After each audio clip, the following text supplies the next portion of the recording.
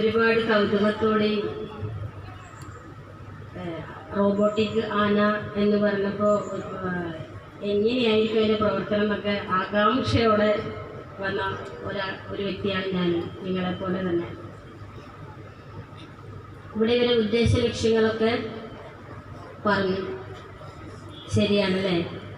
നമ്മൾ എത്ര മൃഗങ്ങളെയാണ് ഇങ്ങനെ അമ്പലത്തിലായാലും മറ്റു രീതിയിലൊക്കെ ദ്രോഹിക്കുക എന്ന് തന്നെയാണ് പറയല്ലേ, ദ്രോഹിക്കുകയാണ് ചെയ്യുന്നത്.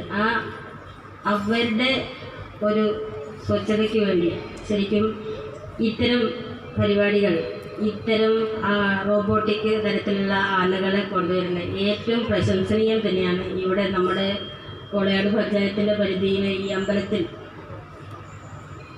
ഇതെത്തിക്കാൻ സാധിച്ചതും ഈ പരിപാടിയിൽ പങ്കെടുക്കാൻ സാധിച്ചതും ഒക്കെ ഏറെ സന്തോഷം തോന്നുന്നു. ഇത് ഇവിടെ മാത്രമല്ല, മറ്റ് ഇപ്പോൾ പൂരങ്ങളൊക്കെ നടക്കുന്ന പൂരങ്ങളെ തൃശ്ശൂരൊക്കെ ഒരുപാട് ആളുകളെ നിരത്തി ഒരുപാട് പ്രശ്നങ്ങളും സൃഷ്ടിക്കുന്നുണ്ട് അല്ലേ? എത്രയോ ആളുകൾ ചവിട്ടേറ്റും വലിച്ചെറിഞ്ഞും ഒക്കെ മരണപ്പെടുകയൊക്കെ ചെയ്യുന്ന ആളുകൾക്ക് മാത്രമല്ല, ആളുകൾക്കും അതിലേറെ ബുദ്ധിമുട്ട് ഉള്ളതുകൊണ്ടാണല്ലോ അത്തരം പ്രകോപനം ഉണ്ടാകുന്നത്.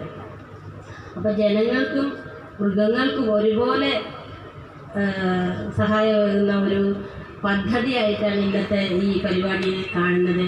അപ്പോൾ അതിൻ്റെ ഞാൻ ആദ്യമായിട്ടാണ് ഈ അമ്പലത്തിലേക്ക് വരുന്നത്. സാധാരണ അങ്ങനെ ഉത്സവം നടക്കുന്ന സമയത്ത് ഒരു തവണയായിട്ട് ഞാൻ കണ്ടിട്ടുണ്ട്. ഞാൻ വന്ന സമയം മുതൽ ഒരു തവണയെ കണ്ടിട്ടുള്ളൂ. ആ സമയത്ത് വരാനും സാധിച്ചിട്ടില്ല. എന്നാൽ ഈ രീതിയിൽ ഇവിടെ എത്താൻ സാധിച്ചതിൽ ഏറെ സന്തോഷം. ഇതിന് മുൻകൈ എടുത്തിട്ടുള്ള എല്ലാ ഭാരവാഹികൾക്കും എൻ്റെ ഏറെ അഭിനന്ദനങ്ങളും ആശംസകളും ഒക്കെ അറിയിക്കുകയാണ്.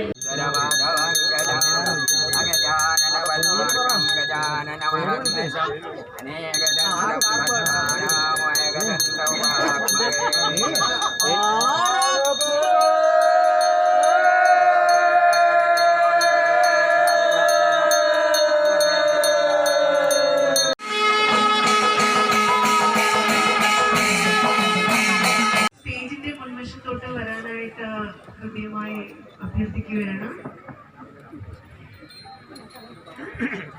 ശരി.